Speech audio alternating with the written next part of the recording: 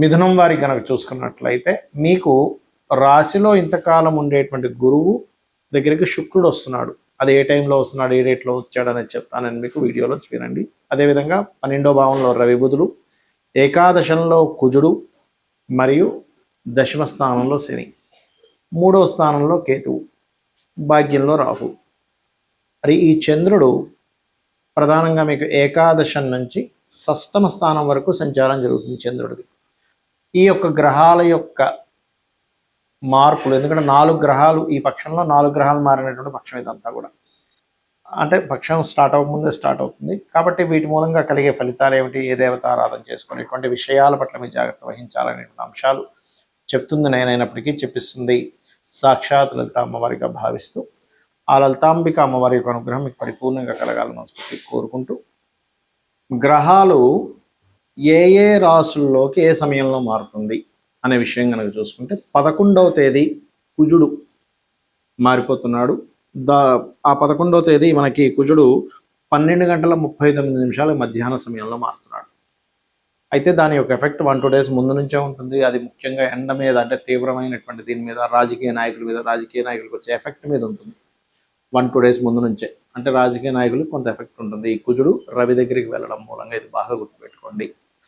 అలాగే మనకి 14వ తేదీ శుక్రుడు మిథున రాశిలోకి, అంటే 10:54 గురువుతో వెళ్ళి కలుస్తున్నాడు. దీనివల్ల కొన్ని మంచి ఫలితాలు కూడా ఉన్నాయి. అది మీ రాశి వారికి ఎటువంటి మంచి ఫలితాలు ఇస్తాయో చెప్తానండి. అదేవిధంగా బుధుడు రవి కనుక తీసుకున్నట్లయితే, రవి బుధుడు ఇద్దరు కూడా 15వ తేదీ మారుతున్నాడు. కాకపోతే బుధుడేమో అర్ధరాత్రి 12:32 మారుతున్నాడు 15వ తేదీ, అంటే తెల్లవారితే 15 అనగా అర్ధరాత్రి. అదేవిధంగా రవి 15వ తేదీ 6:22 మారుతున్నాడు. మరి ఈ గ్రహాల యొక్క మార్పు మూలంగా మీకు కలిగేటువంటి ఫలితాలు ఏమిటి అనేటువంటి విషయాలు ఇప్పుడు మనం తెలుసుకుందాం. ఇక్కడ మీరు గమనించినట్లయితే ఈ గ్రహాలు ఏవైతే ఈ డేట్లో ఈ సమయాల్లో మారుతున్నందుకు మిథునం వారికి కనుక చూసుకుంటే 2 శుభగ్రహాలు, అంటే మీకు రాశిలో 2 శుభగ్రహాలు ఉన్నందుకు ఆ శుభగ్రహాల్లో ముఖ్యంగా శుక్రుడితో కలిసినటువంటి గురువు మనకి ఏదైతే మారుతున్నాడో, అంటే శుక్రుడితో కలిసిన గురువు ఎప్పుడైతే సప్తమ స్థానాన్ని వీక్షిస్తున్నాడో, సప్తమము అంటే వివాహ స్థానం, పార్ట్నర్షిప్ స్థానం. కాబట్టి జీవిత భాగస్వామి మూలంగా, పార్ట్నర్స్ మూలంగా, వివాహ సంబంధించినటువంటి విషయాలు, అంటే వాళ్ళ మూలంగా బాగా కలిసి రావడము, వివాహం కోసం చేసే ప్రయత్నాలు కలిసి రావడం అనేటువంటి ఈ పక్షంలో మీకు ఉంది చెప్పంటే. కాకపోతే ఈ ధనాధిపతి విషయంలో, అంటే చంద్రుడు విషయంలో ఈ 17-18 తేదీలు మీరు ఎవరికైనా ధనమిచ్చే విషయంలో జాగ్రత్తగా ఉండండి. 17-18 ఒకటి. అండ్ అదేవిధంగా మనకి చూసుకుంటే 23-24 తేదీలు, 23-24 తేదీలు కూడా మీరు ప్రత్యేకంగా ఎవరికైనా ధనం ఇవ్వడము, లేకపోతే ధన విషయంలో మధ్యవర్తిత్వంగా వెళ్ళడం చేయకండి. 30-31 తేదీలు ఎట్టి పరిస్థితుల్లో కూడా అప్పులు ఇవ్వడం చేయకండి దయచేసి మిథునం వారు. ఇక ఏకాదశంలో కుజుడు రావడం అనేటువంటిది కాంపిటీషన్ రిలేటెడ్ వాటిలో గెలుపు అనేటువంటిది ఉంటుంది. కాంపిటీషన్ ఎగ్జామ్స్ అనుకోండి, స్పోర్ట్స్ రంగాల్లో ఉండేటువంటి వారికి అనుకోండి, క్రీడా రంగాల్లో ఉండేవారికి ఖచ్చితంగా మీకు అక్కడ గెలుపు అనేటువంటిది స్పష్టంగా గోచరిస్తుంది. ఎప్పటి నుంచో ఫలానా ప్రాపర్టీ కొనుక్కోవాలి, ప్రాపర్టీకి లోన్ రావట్లేదు అనుకునేటువంటి వారికి లోన్ లభిస్తుంది, ఉద్యోగ అవకాశాలు వస్తాయి. కాకపోతే కాస్త శని ప్రభావం దశమంలో ఉంది కాబట్టి ఓం మాణిక్య మకుటాకార జానుద్వయ విరాజితాయ నమః చేయండి. 3లో కేతు ఉన్నాడు కాబట్టి మిస్కమ్యూనికేషన్స్ కలగకుండా ఉండడం కోసం మీరు ఓం కర్పూర వీటి కామోద సమాకర్ష దిగంతరాయ నమః అనే మంత్రం చేయండి. అన్ని విధాలుగా బాగుంటుంది. అయితే ఈ పక్షంలో దేశకాల పరిస్థితులు ఎలాంటివి ఉంటాయి చూసుకున్నట్లయితే, మనకి కుజుడు 11వ తేదీ నుంచే మారిపోతున్నాడు. కాబట్టి దానికంటే 1-2 డేస్ ముందు నుంచే ఈ యుద్ధ సంబంధించింది అనుకోండి, తీవ్రమైనటువంటి ఎండ. అసలు ఎప్పుడు కూడా మనకి ఏంటి, మే అయిపోతూ ఉంటే స్లోగా తగ్గాలి, కానీ ఈసారి పెరుగుతూ ఉంటుంది. ఎందుకంటే అగ్నితత్వ రాసుల్లోకి అగ్నితత్వ సంబంధించిన గ్రహం వస్తుంది కాబట్టి ఇది ప్రధానంగా గుర్తుపెట్టుకోండి. అలాగే మరొక విషయం ఏంటంటే, ఇది జలరాశుల వైపు ప్రయాణిస్తున్నటువంటి గురువు కాబట్టి ఈ పక్షం ఎండింగ్ అవుతూనే స్లోగా జల సంబంధంగా వచ్చేటువంటి ఇబ్బందులు వస్తూ ఉంటాయి. అంటే వాటర్ మూలంగా వచ్చేటువంటి వైరస్లు అనుకోండి, వాటర్ మూలంగా కలిగే ఇబ్బందులు అనుకోండి. అందుకని కాస్త కాచి చల్లార్చిన నీళ్ళు వాడండి. మరి ఈ యొక్క రవి బుధులు ఇద్దరూ కూడా ఎప్పుడైతే వృషభ రాశిలోకి వస్తున్నాడో మరి దేశకాల పరిస్థితుల్లో ఎటువంటి సంఘటనలు ఉంటాయి అనేటువంటిది కనుక చూసుకున్నట్లయితే ఇక్కడ కొంచెం గోల్డ్ రేట్లో పెరగడానికి, గోల్డ్ రేట్ అనేటువంటిది హై అవ్వడానికి ఎక్కువ ఛాన్సెస్ ఉంటాయి. మరియు ఈ శుక్రుడు గురువు ఈ యొక్క సంబంధం ఏర్పడింది కాబట్టి ఈ క్రియేటివ్ రిలేటెడ్గా కొంత విద్యా సంబంధించినటువంటివి ఏవైతే ఉంటాయో, విద్యా సంస్థలు కానీ విద్యా సంబంధించిన విషయాలు క్రియేటివ్గా కొన్ని ప్రవేశపెట్టడం జరుగుతుంది. అయితే ఈ ఈ ముఖ్యంగా శని ఎప్పుడైతే మీనరాశిలో ఉంటున్నాడో, మీనరాశిలో ఉండేటువంటి శని గురువు యొక్క రాశుల్లో ఉన్నందుకు ఇక్కడ మొత్తం 5 రాశుల వారికి శని ప్రభావం ఎక్కువగా ఉంటుంది. ఎవరికి? మేషం వారికి 1 సంవత్సరం వరకు ఏలినాటి శని ఉంది. ఇంకొక సంవత్సరం అయిపోయింది కాబట్టి 6.5 సంవత్సరాల వరకు ఉంది మేషం వారికి. మీనం వారికి 4 సంవత్సరాలు, కుంభం వారికి 1 సంవత్సరం వరకు ఉంది.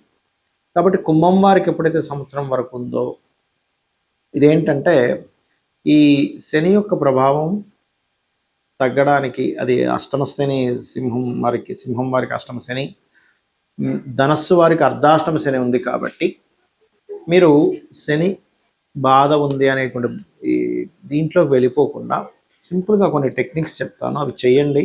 ఏ ప్రభావం ఉండదు. భయపడిపోయి అయ్యో ఏదో చేయించేసుకోవాలి, నాకు ఏది కలిసి రాదేమో అని భయం పడకండి. ఈ విషయాన్ని ఎందుకు లేవెత్తానంటే, సాటర్న్ నడిచేటప్పుడే నేను చాలాసార్లు వివరించాను మీకు. రాజకీయ నాయకులు అయ్యారు, చాలా గొప్ప గొప్ప వాళ్ళు అయ్యారు అనే విషయాన్ని. అదేవిధంగా కేవలం ఏలినాటి శని, అర్ధాష్టమ శని, అష్టమ శని కాకుండా మనకి కాలసర్ప దోషాలు ఇవే కాకుండా మన జన్మజాతకం అనేది ఒకటి ఉంటుంది కూడా చెప్పాను. అయితే మీకు ఏలినాటి శనికి సంబంధించిన, అర్ధాష్టమ శని, అష్టమ శనికి సంబంధించిన రెమెడీ మిగతా విషయాలు చెప్తాను. ఇక్కడ కొన్ని విషయాలు మీరు పాటించండి. నెగ్లిజెన్సీ చేయకండి. ఎవరితోనైనా మాట్లాడేటప్పుడు ఎక్కువ జోక్స్ వేస్తే అది ఒక్కొక్కసారి రాంగ్ దీంట్లోకి వెళ్తుంది, గుర్తుపెట్టుకోండి. అలాగే మరొక విషయం ఏమిటి అని చెప్పి చూసుకున్నట్లయితే, ఇక్కడ ఏ పని పోస్ట్పోన్ చేయకండి, బద్దకించకండి.